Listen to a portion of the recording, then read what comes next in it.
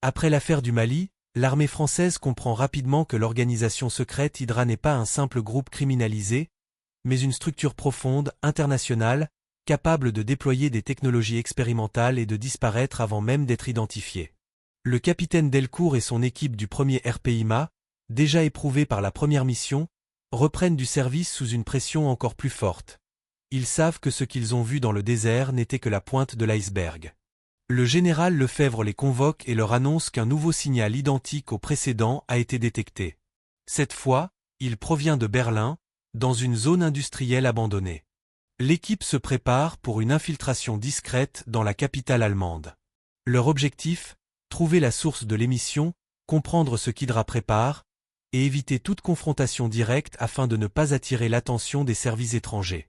Arrivés à Berlin sous couverture, ils s'installent dans un appartement discret et commencent l'analyse du signal. Moreau découvre qu'il n'est pas stationnaire. Il bouge d'un point à l'autre, comme s'il était transporté dans un véhicule ou sur un dispositif portable. Cela signifie que la cellule Hydra présente à Berlin est consciente d'être surveillée, ou du moins suffisamment prudente pour éviter la détection fixe. L'équipe suit la piste jusqu'à une ancienne station de métro abandonnée. Le lieu est sombre, poussiéreux, chargé d'un silence inquiétant. À peine entré, il déclenche un drone de surveillance équipé d'un scanner biométrique. Renault et Sissoko le neutralisent, mais l'incident prouve qu'Hydra a transformé cette station oubliée en poste d'observation ultramoderne. Ils y trouvent un ordinateur encore allumé, affichant un message parlant d'une phase 2 imminente. Juste avant qu'ils ne récupèrent les données, l'écran se vide. Quelqu'un surveille le site à distance et a effacé tout ce qu'il pouvait. L'équipe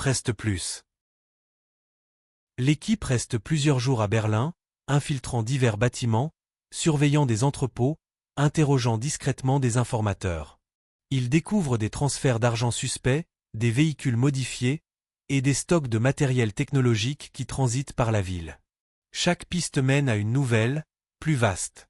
Hydra n'est pas une simple cellule, c'est un réseau qui se déplace dans toute l'Europe. Alors qu'ils s'apprêtent à quitter Berlin, ils tombent dans une embuscade. Un groupe armé les attaque dans un parking souterrain. Après un échange de tirs intenses, l'équipe parvient à se dégager,